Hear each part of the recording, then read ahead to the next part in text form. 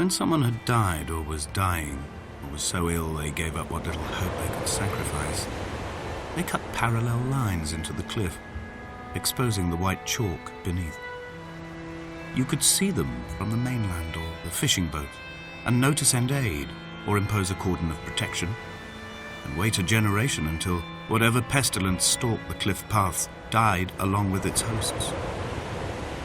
My lines are just for this, to keep any would-be rescuers at bay. The infection is not simply of the flesh.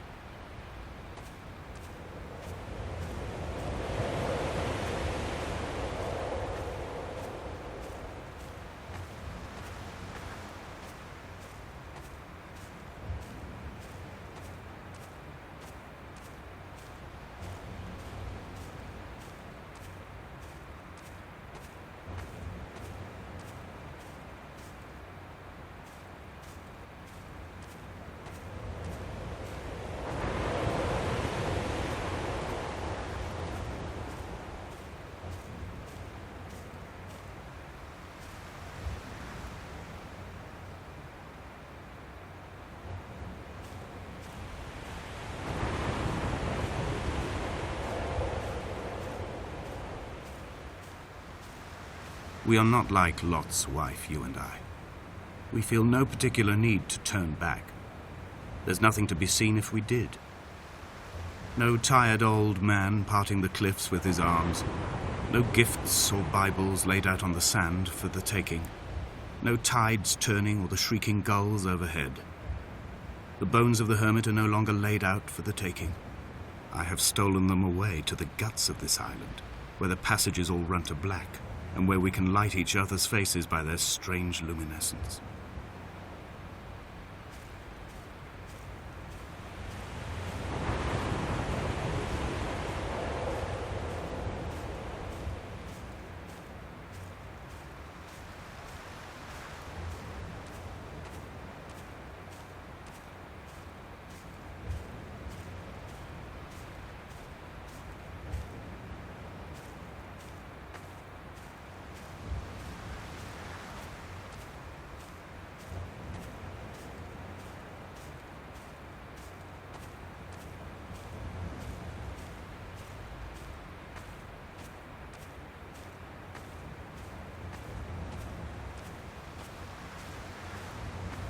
Dear Esther, I met Paul.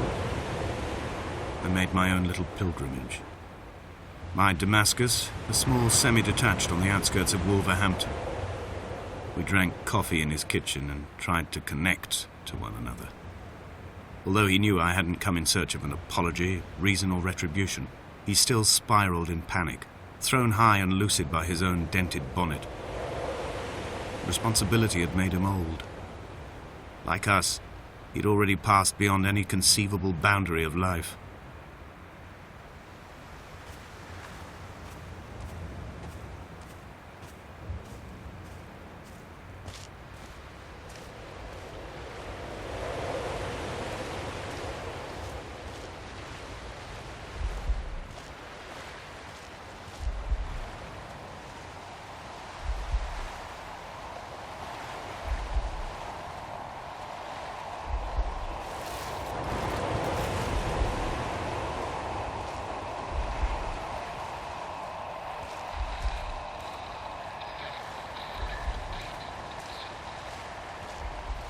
I find myself increasingly unable to find that point where the hermit ends and Paul and I begin.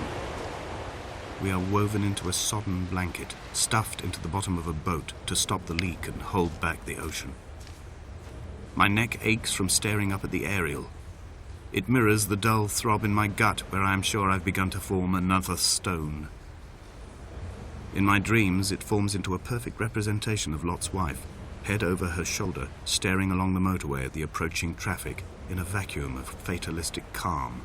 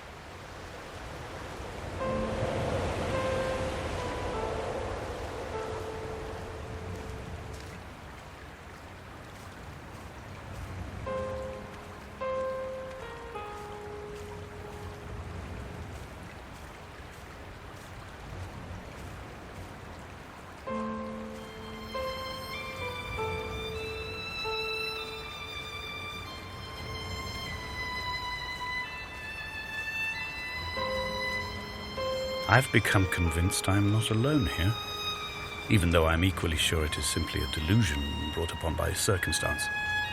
I do not, for instance, remember where I found the candles, or why I took it upon myself to light such a strange pathway.